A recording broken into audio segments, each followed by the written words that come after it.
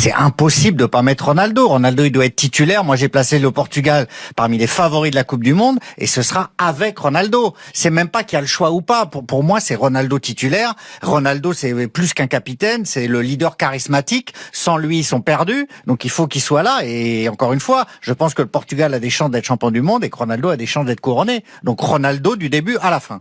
Arnaud, il y a aucun monde où Roberto Martinez, effectivement, Cristiano Ronaldo, leader maximo, donc il y a pas de souci.